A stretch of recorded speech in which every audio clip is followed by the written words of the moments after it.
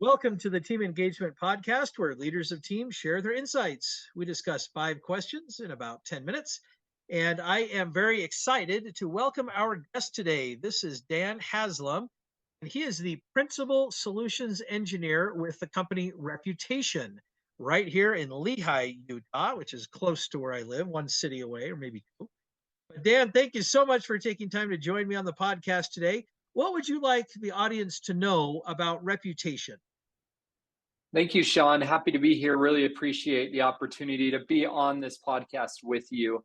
So, Reputation, we are an all-in-one solution that encompasses the entire customer journey from how businesses are found, how they're chosen through reviews and surveys and things like that, and then how these businesses can get better, which is by the analytics and the insights that we provide. So, really, we help businesses drive feedback to generate both customer acquisition and customer loyalty. I like that. Very important in this day and age. I don't pretend to be a young person here. I'm an older guy, but we didn't have the reviews like we do now back when I was coming out of college and whatnot. So a review company and reputation company like Reputation is very important in today's way of doing business and the way that people look at reviews and whatnot, which I have to confess I do. I look at reviews, and so it's an important part of it. So very good. Well, let's dive into our questions today. As always, I have 5 questions that I'd love to ask all of our guests. So let's start with the first one.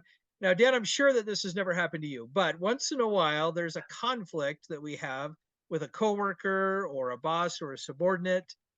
Is there a time that maybe you could feel comfortable sharing of a conflict that you've had and how you resolved it? Yeah, great question, Sean. So, for a little bit of context and background, prior to Reputation, I was with the company called Nuvi here in Lehi, Utah, as well. And Nuvi, we focused on social listening and that kind of feedback from social.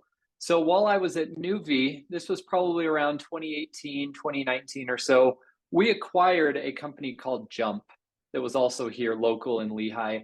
And through that acquisition, obviously acquisitions can be bumpy, right? Definitely provides a different experience for everyone that is involved. So there was a specific employee, and at the time I was managing our client success team at Nuvi, and this particular employee was really kind of, I hate to say it this way, but really set in the way that they operated at this previous company. So coming into Nuvi, right, we had our own procedures, processes, ways that we did things. And this particular individual had a tough time kind of adjusting and transitioning over. So that was a difficult experience between him and myself. But something that really helped us get along was focusing on this particular individual's strengths, right? While he may have had some challenges with the way we did things, he was very passionate about other ways that he wanted to accomplish things and ways that he thought we could succeed. So for me, my goal was how could I empower this particular employee to be able to develop processes and strategies and give him kind of free reins to say, hey, anything that's inefficient that we're doing or any gaps that you see, I would love any input. So being able to kind of give this particular individual autonomy to be able to find answers to solutions really helped us begin to work better together and help this employee find some purpose. Oh, I love that answer. I love that solution that you came up with to be more strengths focused. It's a very positive way of looking at things, not a negative way. I love that answer. That's a great example. Well, let's go on to question number 2 then. I'm sure that you've heard the phrase that employees don't leave jobs, they leave managers. What's one idea that you have on how leaders can retain their talent longer? Yeah, this kind of goes back to that first question of empowering your employees, right? I've been on the receiving end where I've had a manager that empowered me and allowed me to kind of use my strengths and use what I wanted to do. And then I also had managers that didn't, right? And obviously we know how those ended. But Right. from that, right, I think it's empowering employees, making them feel involved in either the success or the failure of the company, right? They're not just an employee, but they're a key part of the success of the company, right? So make them feel some ownership in what they're doing and also listening to their ideas and making those ideas matter. I like that, especially that last part, listening and helping them matter. Wow, that's really powerful. Thank you for sharing that. All right, question number 3. What's one idea that you have on how teams can build resilience? Yeah, when I think about resilience, a lot of times I think about how to create an environment of curiosity.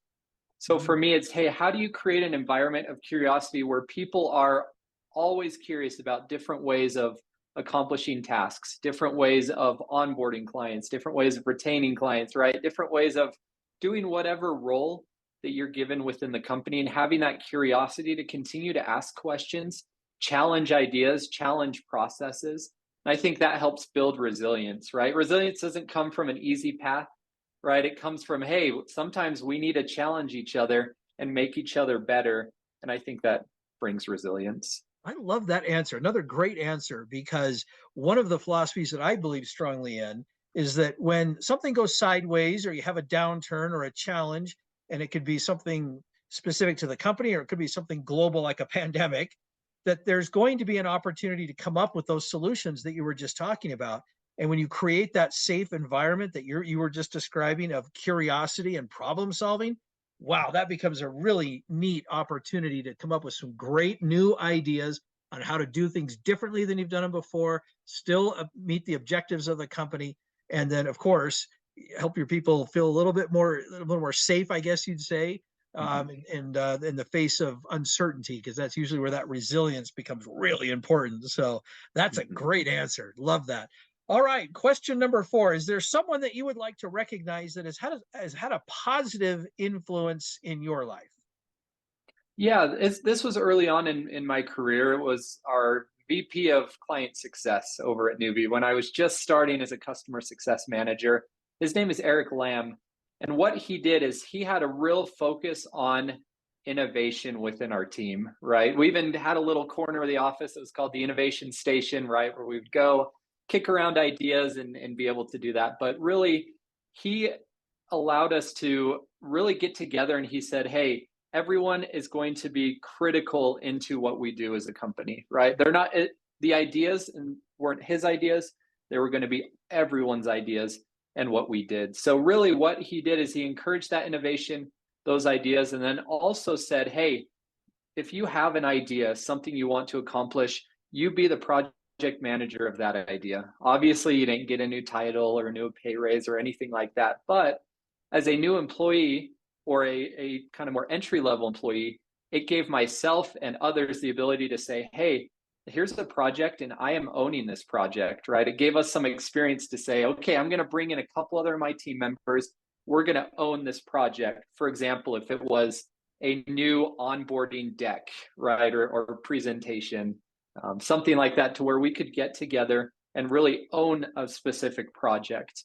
He also really, really took the time to get to know each of us, our desires and our passions. So obviously, he wanted to retain all of us, but he even brought up the idea. He never put it into practice, but he said, hey, I encourage all of you at least once a quarter to go interview somewhere else, right? And he Mm, said, if you go and you interview somewhere else, you find somewhere else that's better for your goals and what you want to do, then go do it, right? But he wow. also wanted to question it and say, go out there and see what's out there so that you can see how great of a culture we're That's building smart. here. So it was kind of a double-edged sword saying, hey, if you find something better, go pursue it. But a lot of times we were all coming back and saying, hey, we have a great team, a great product, a great manager, and really the grass isn't greener on the other side. We have it really good right here. So I really appreciate the boldness of that, kind of saying, hey, we have it really good here. If you don't believe me, I encourage you to go look around. And he was confident that we'd all come back, which we did. That is that is a very unique approach, but wow, that is Mhm. really I love the approach. I don't know how to describe it, Mhm. but yeah, letting people have that space to say, what if there was something else out Mhm. there that I aligned with just a little bit more and had a little bit more enthusiasm for? But Mhm. it's also, I mean, I just love that idea of saying, yeah, go check it out, and you'll realize that we have it really good here because Mhm. you've created that innovation station and some of those things Right. where there is an opportunity, because you don't see that in a lot of companies. A lot of companies, Mhm. I think, stifle the creativity and some of that innovation. But boy, if you can let people ride that train with you, that is really a great way to keep those people longer. And it sounds like Eric was a fantastic influence on you. So I Mhm. appreciate you Yep. recognizing him. All right, our last Mhm. question, Dan, tell us just a little bit about your first job. Yeah, so my first job ever was cleaning office buildings, right? But from there, it actually started when I was just a freshman in college. My first kind of, I guess, real job, not cleaning office buildings. Again, nothing wrong with that. But I love sports, but I'm not great at sports, right? Didn't make the high school teams, anything like that. But I wanted to so bad. So I started thinking, okay, what can I do next? If I can't play sports, then I want to work in sports. So I was able to work for the Utah Valley University athletic department, doing marketing and promotions, things like that.